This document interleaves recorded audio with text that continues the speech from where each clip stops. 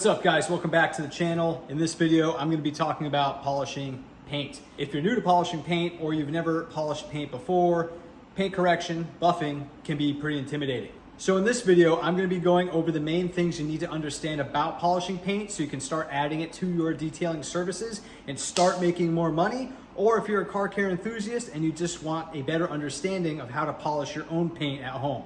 For demonstration purposes, we have this Kia Telluride right here behind me. This is getting my Lifetime System X ceramic coating package. The paint and the wheels are getting ceramic coated, and obviously before that I did a wash, decon, clay bar, and now even though it doesn't really need it, I do recommend doing a little bit of polishing beforehand. This way we really make the paint pop and we ensure that we're locking in the best finish possible. It's not necessarily the best test subject for this video because the defects in this paint are so insignificant, we might not even be able to pick it up on camera, but I'm gonna do my best to do so. And for this video, we won't necessarily be using my favorite polisher, but we'll be using the RUPES LHR 15ES, which is definitely a great tool to have in your arsenal. Not my favorite. If you wait until the end of the video, I'll tell you my favorite, absolute favorite must-have polisher for detailing, especially mobile detailing at that. But with all that being said, let's jump right into the video, and this way you can start polishing cars sooner. All right, so for this demonstration, we'll be using an orange pad.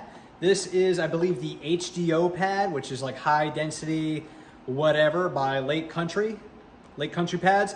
Lake Country Pads, awesome brand, great quality, and a good price. There are a lot of cheaper pads out there that will fall apart pretty quickly. They will separate from this foam backing. So you do get what you pay for. Lake Country is good baseline quality. There's other pads you can use, such as RUPES. RUPES makes some good pads, but cannot go wrong with Lake Country.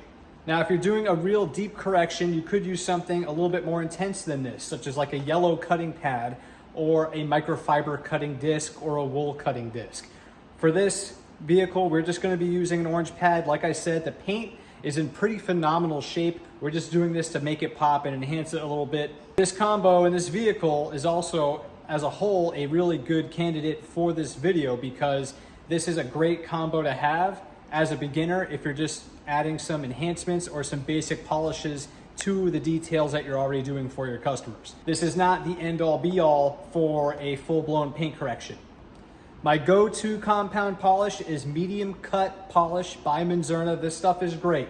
It removes light defects and even moderate defects from the paint surface. If you want to remove anything deeper than just your average superficial light little swirls and scuff marks, you're going to want to use a heavy cutting compound and a more intense pad, like I mentioned before. But this combo right here, this is like my bread and butter for your average detail. Let's say you have a customer that didn't pay for a correction, but they just need a little bit of buffing, a little bit of scratch or scuff removal.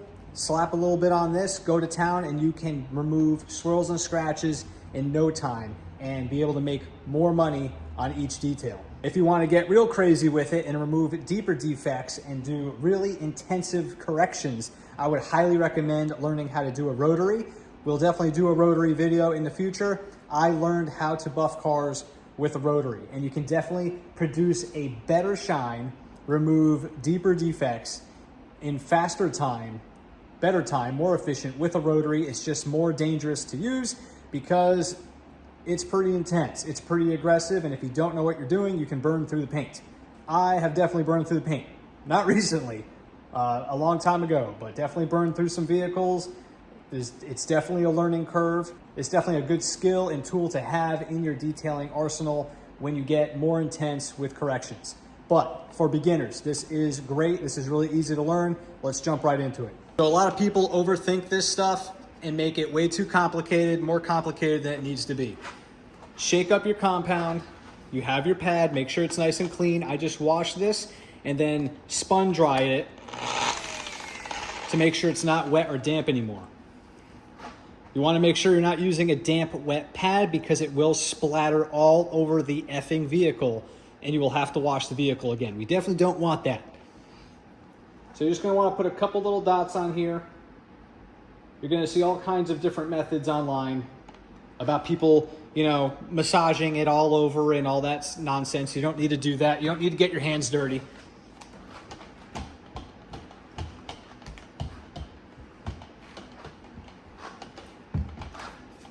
I like dapping it all over. This way we're kind of dispersing the polish all over the paint.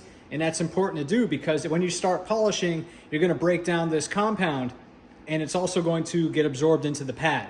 And that's not good because you can get halfway through the door and need more polish already or more compound. And that's just not necessary. This is a perfect amount for this door. And you also don't want to let it sit on here too long because it will dry up and then you will not be able to properly polish the paint. So some people like to just start with a lower setting. This goes 1 to 6. Me, I'm a professional. We're just going to start with 6. I'm going to go really quick all over the panel, all willy-nilly. It's going to look like I don't know what I'm doing, but that's just to coat the panel, disperse the product evenly all over the panel, and then we're going to slow it down and go over the whole panel nice and slow, and I'm going to do that just like this.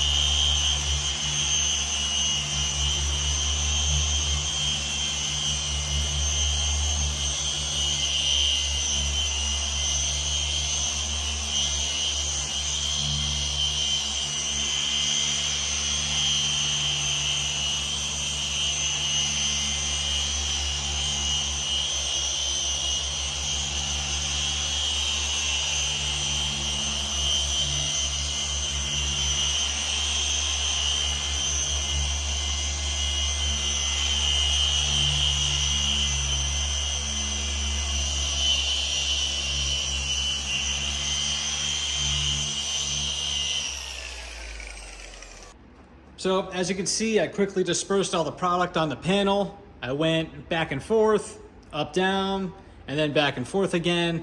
I kind of call that little process one pass. It's like one pass on the panel. Depending on the vehicle and how thrashed the panel is and how scratched up it is, you'll probably have to do this 2 or 3 times. And if it's really bad, you might have to go over it with a more aggressive pad, a more aggressive polish, and then wipe it off and then go softer like with this pad and a lighter polish to refine the paint because sometimes those more aggressive pads can leave some marring behind. Also, one thing you definitely want to understand is that with these dual action polishers, it's like virtually impossible to burn through the paint or cause damage to the paint. So it's definitely not like using a rotary polisher, which is way more aggressive and spins way faster. You can definitely burn paint really easily with a rotary if you do not know what you're doing. With these, super easy to use. It's almost foolproof. So watch, I can hold this on a spot on the paint. Because of the way it spins on technically 2 different axes, it disperses the heat in a different way compared to a rotary. So you can hold it in one spot, it's not gonna burn the paint.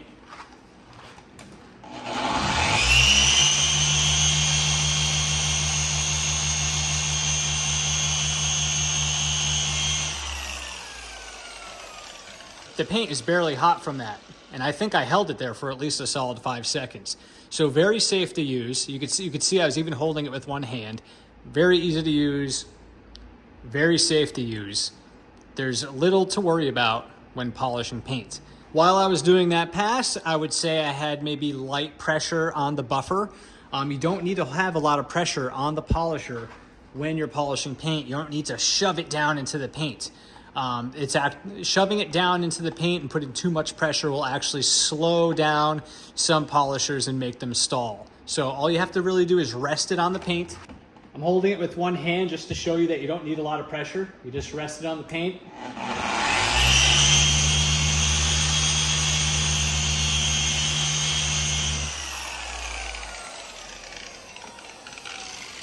That's all you really need in terms of pressure on your polisher. You'll feel that you might need to put down more pressure depending on certain defects, and you'll get more of a feel for that as you get more comfortable with your machine.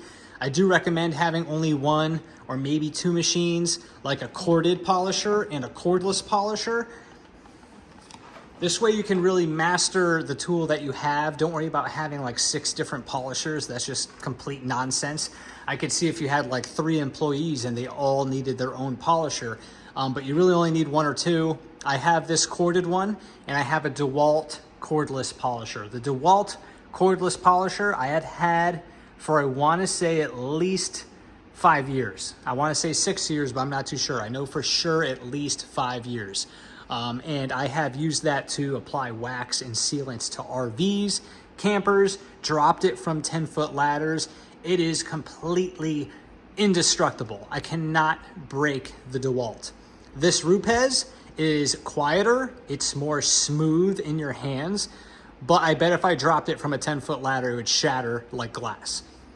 I'm sorry, that's just the way I feel. I'm sure it's more durable than that, but it just feels more like plasticky and chintzy, if that's the word, compared to the DeWalt. The DeWalt is made to be a workhorse and thrown around. So I'll put a picture up of that and a link down below, especially if you are considering a good polisher for mobile detailing.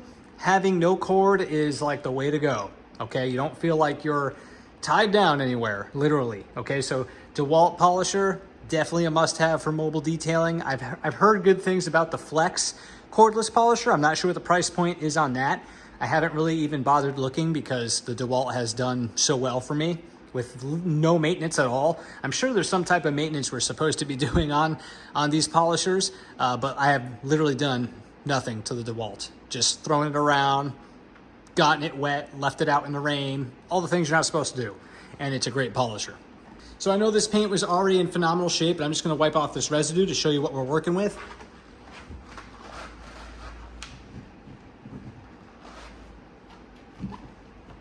One thing I like about that Menzerna polish is that it's really easy to work with. The residue is relatively easy to remove. And also it creates very little dust. So as you get into more intensive corrections and use the aggressive pads, the more aggressive compounds, you'll see that it will throw a lot of dust. And sometimes that kind of sucks because you'll have to wash the entire vehicle all over again.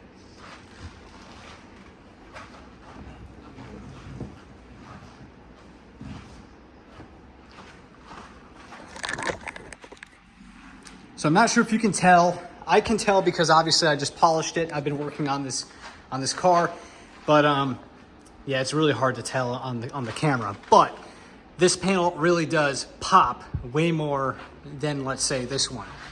See if I can get the light on there. You can just really see that metallic flake popping through the paint.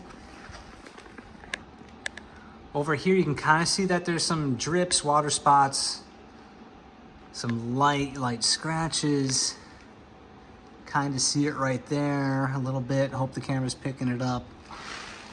And over here, just way more depth. Really hard to see. I mean, it's a good test subject, but really not the best for the camera because there's really not a lot of defects in this paint. But to be honest, I mean, that's a customer that you want, right? You want customers like this that just want to enhance their paint, protect it, and it's not annihilated. All right, so there you have it. I hope this video was straight to the point enough for you guys, and hopefully this relieved some intimidation about polishing. It's really stupid easy. Once you get used to polishing paint and you polish a few cars, you're gonna get some more details and corrections under your belt. You're gonna be like, this is cake. Me, I feel like I can polish paint in the complete dark. I just know how long it takes, how many passes it takes to remove a certain percentage of defects. You'll notice that certain cars have a softer or a harder clear coat to deal with, such as German cars. Their clear coat tends to be a little bit more hard, so you have to use something a little bit more aggressive to remove defects from the paint.